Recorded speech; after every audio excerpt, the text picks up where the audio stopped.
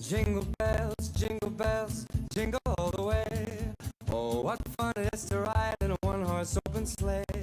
Jingle bells, jingle all the way. Oh, what fun it is to ride in a one-horse open sleigh.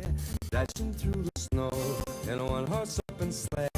All the fields we go, laughing all the way. Bells on bobtail ring. Happy holidays from the morning update. What fun it is to ride and sing a sleighing song tonight. Jingle bells, jingle. Hey everyone! As a grand finale to Spirit Week, the Student Council will be running 2 Spirit Assemblies next week. The 9th and 10th grade assembly will be on Monday, December 21st on period 2. The 11th and 12th grade assembly will be on Tuesday, December 22nd on period 3. Check your email for a link to join. Hey guys, just a quick reminder, if you are in Masco Best Buddies, we have a meeting today at 3:30 where we are going to be meeting with our buddies in breakout rooms, and it's going to be super fun, so I hope you can make it. Thank you.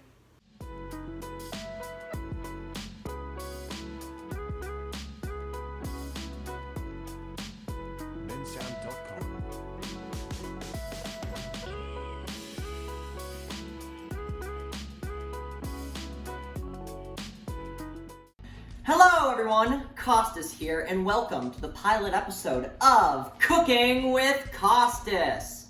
Recently, the Masco Ace Club have uploaded recipes from around the world onto their website, aceclubmasco.weebly.com. So, to kick off this series, I've decided to cook a Bahamian Johnny cake, a recipe which I got off their website, aceclubmasco.weebly.com. So now, let's start.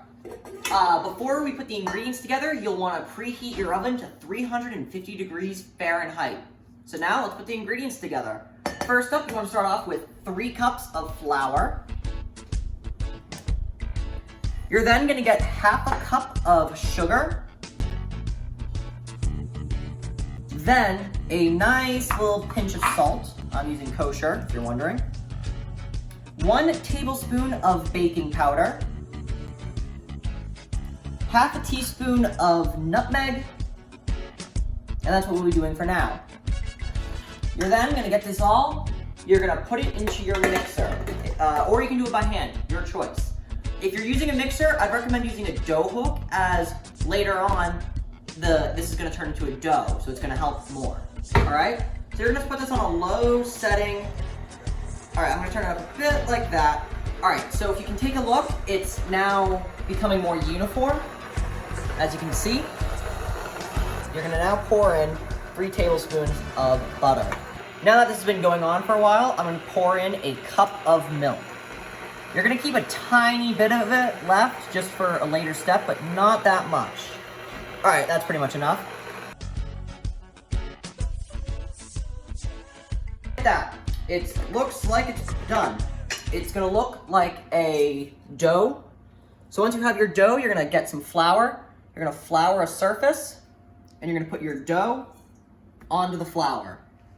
You're going to use the excess milk, you're going to pour it into the bowl, and what it's going to do is it's going to help you grab the last bits of dough. So you're going to pick it all up, put it here, and you're going to start kneading.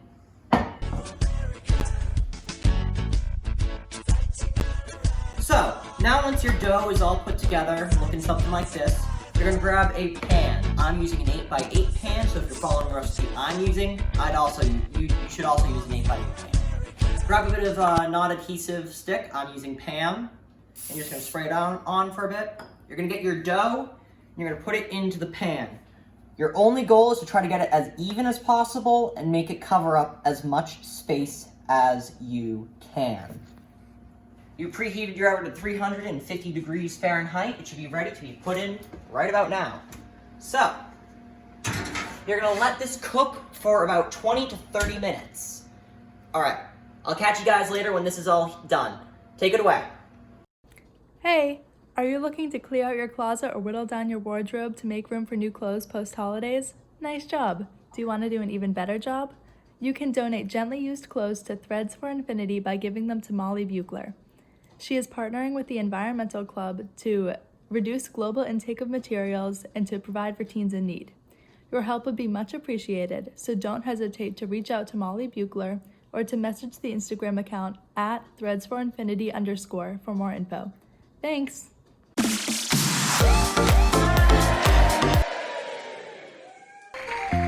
Hello, we're twins. We're twins. Yes, sir. I am me. She is she, except when I pretend I'm her. And when we switch, you can't tell which is which. You don't know who you're talking to, 'cause we're identical twins. Hey everyone, happy National Twin Day. This is an extra special day for the Masco community since we have so many twins in the school. Maybe some of our Masco twins could attend a festival devoted to twins called the Twin Festival to celebrate themselves. This festival is in Twinsbury, Ohio. Get it? Twinsbury? But unfortunately this year's celebration was postponed to 2021.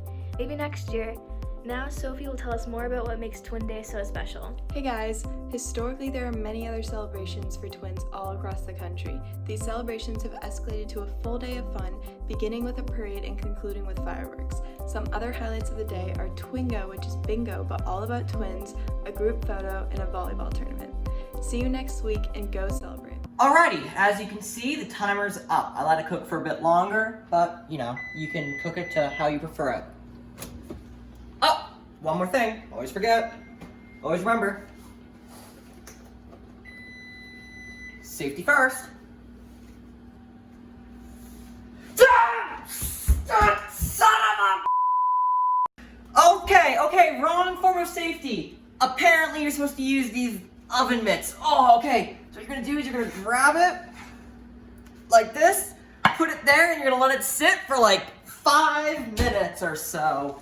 Voila! If you follow my instructions, you should make something very similar to this nice looking meal. Alright, let's do a taste test. Cheers.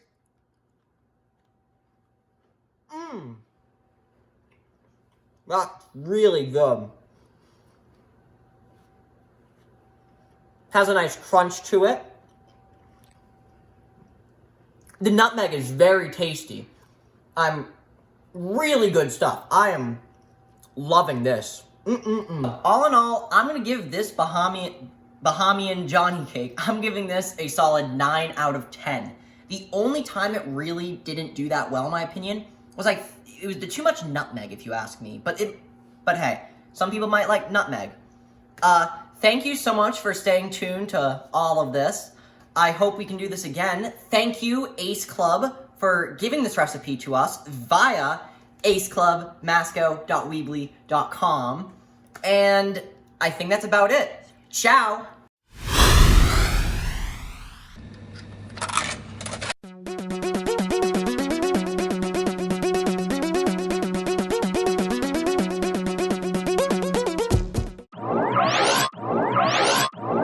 Complete with batteries and the outrageous new game Tetris.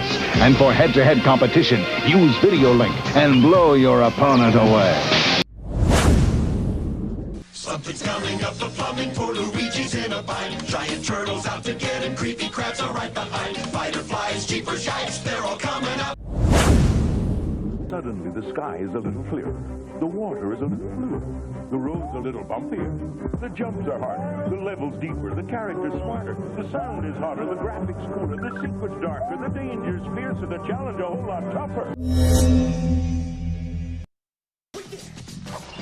The process. Guide with your arm. Not bad. But you gotta work on your follow-through.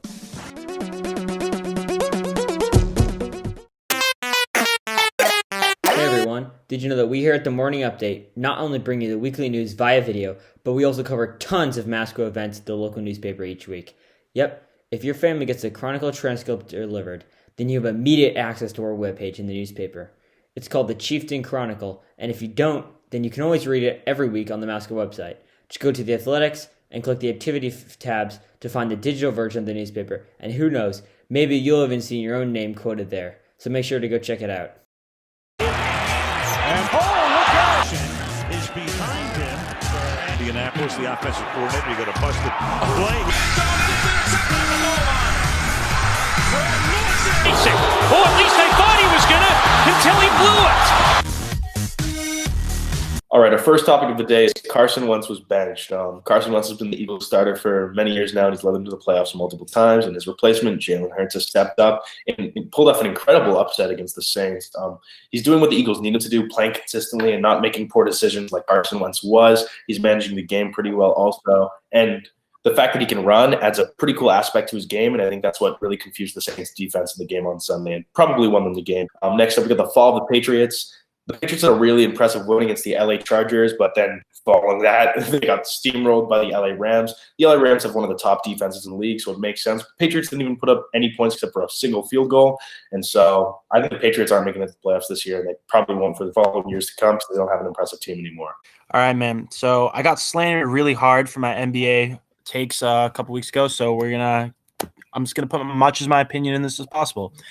NBA ESPN rankings came out like a week ago, and they had Zion at 19 and Westbrook at 36. What the heck? Westbrook's like a top 5 point guard, and he's 36, and Zion's a second-year player. Although he did really good in his preseason game, doesn't deserve that ranking.